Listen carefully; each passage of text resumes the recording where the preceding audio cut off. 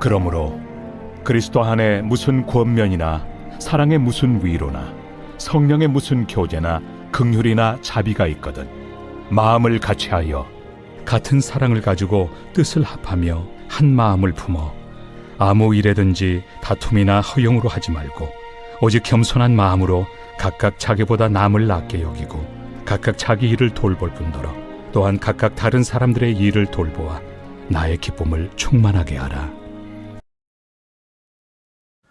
가족이 한 마음이 아닐 때 아무리 외부적으로 칭찬을 듣고 외부에서 돈을 많이 벌고 오고 집이 좋다고 해도 그 삶이 지옥 같다라고 이야기합니다. 그래서 어른들이 뭐라고 말씀하셨냐면 자고로 집안이 편해야 모든 것이 다 좋다라고 이야기를 했습니다. 빌립보 교회가 좀 그런 교회였던 것 같아요.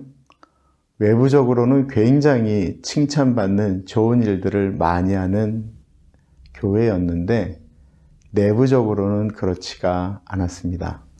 오늘 본문 말씀 빌립보서 1장과 4절은 어제 말씀 빌립보서 1장 27절부터 30절에 해당하는 복음에 합당한 생활에 대한 연장이에요.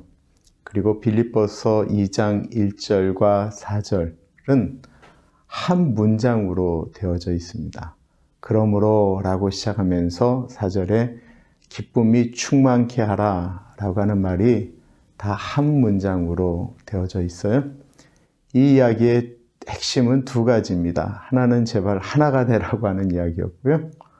또 다른 하나는 하나가 되지 않는 이유는 교만하기 때문이다라고 말씀하고 있는 것입니다. 그럼 먼저 1절을 보도록 하겠습니다. 1절입니다. 그러므로 그리스도 안에 있는 권면이나 사랑의 무슨 위로나 성령의 무슨 교제나 긍휼이나 자비가 있거든. 이 이야기는 무슨 이야기일까요? 빌립보 교회가 이렇게 외부적으로 훌륭한 일들을 많이 했다라는 것입니다. 힘든 분들을 위로하고 같이 아파하는 사랑과 성령 안에서 함께 교제하고 나누는 좋은 일들을 했다라는 거예요. 그런데 한번 생각해 보십시오. 아버지가, 어머니가 대외 활동을 엄청나게 잘하고 강연도 잘하고 이렇게 살아야 됩니다. 저렇게 살아야 됩니다.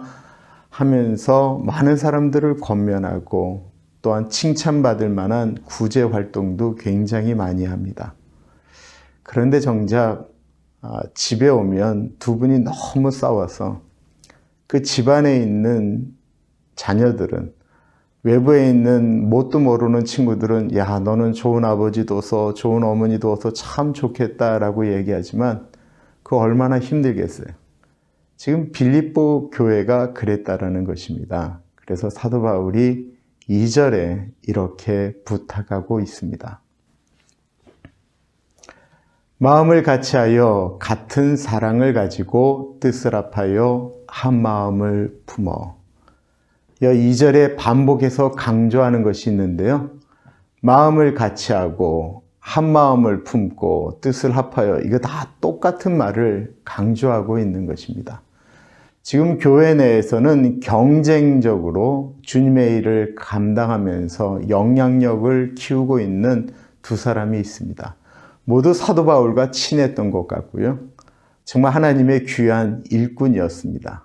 사람들을 찾아가고 권면하고 도와주고 자비를 베푸는 일들을 하였는데 두 사람의 마음이 하나가 안 되었다라는 거예요. 왜 이런 일이 벌어질까요? 교만하기 때문에 그렇습니다. 무슨 일을 하면 늘 불만을 가지고 있는 분들이 있습니다. 자신이 하나님의 일을 잘 감당한다라고 생각하면서 다른 사람들에 대해서는 늘 불만을 갖고 있는 분들이 있어요. 어떻게 그럴 수 있을까요? 교만하기 때문에 그렇습니다. 3절을 보겠습니다. 아무 일에든지 다툼이나 허용으로 하지 말고 오직 겸손한 마음으로 각각 자기보다 남을 낮게 여기고. 그렇게 안 되려면 가져야 되는 마음이 하나 있는데 그것이 바로 겸손한 마음이다라는 거예요. 내가 참 부족한 사람이다 라고 이야기하는 것입니다. 그런데 이게 언제 가능하게 될까요? 하나님 앞에서 자신을 바라볼 때 가능하게 됩니다. 처음 섬겼던 교회에 담임 목사님이 어떤 문제를 저질러서 교회에 큰 어려움이 있었어요. 그래도 처음 간 교회라 그 일이 마무리될 때까지 제가 최선을 다했었습니다. 그런데 교회에 있다가 집으로 돌아오면 영적 전쟁도 이런 전쟁이 없어요. 온몸에 힘이 하나도 없고 무엇도 할 수가 없었어요.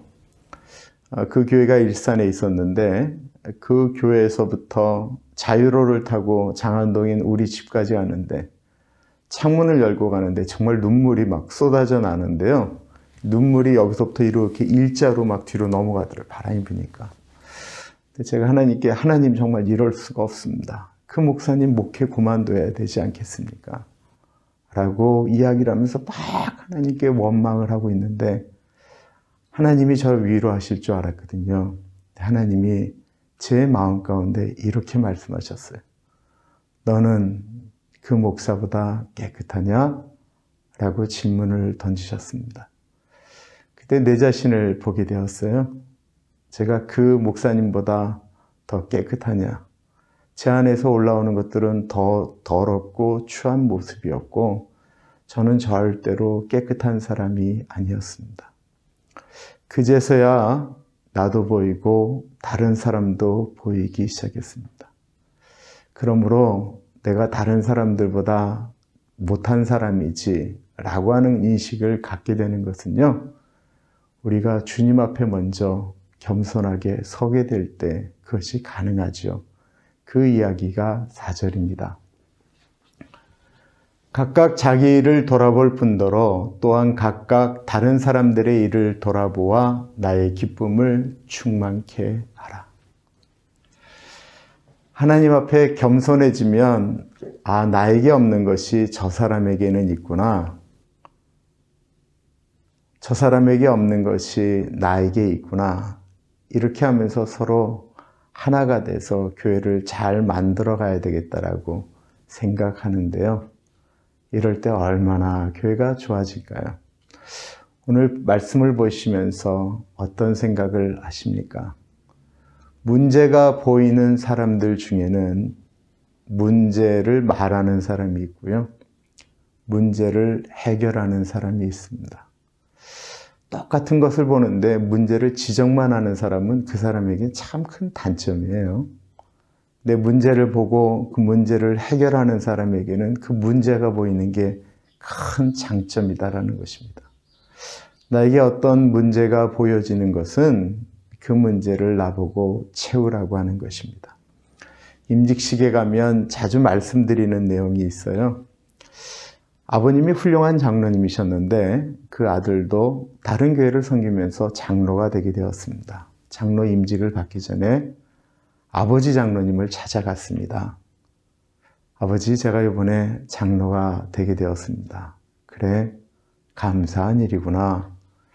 근데 아들의 모습 가운데 이렇게 별로 행복해 보이지를 않는 거예요. 그래서 아버지가 무엇인 줄을 알고 이 아들에게 질문을 했습니다.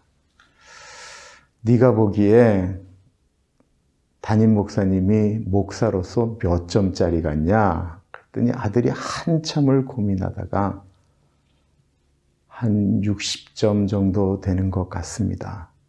60점 정도 되면 낙제는 안 한다라는 이야기지만 아마 이 아들 장로님이 좋게 얘기했을 수도 있어요.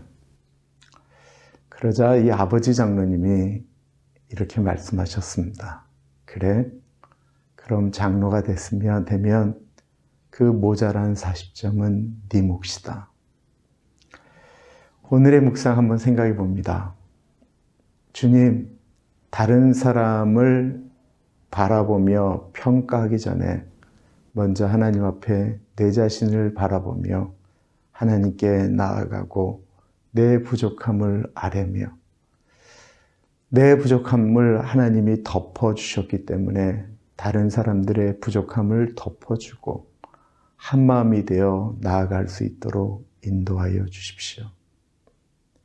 주님, 내가 그런 폭이 넓은 사람, 다른 사람에게는 관대하고 내 자신은 하나님 앞에 철저한 사람이 되게 하여 주십시오.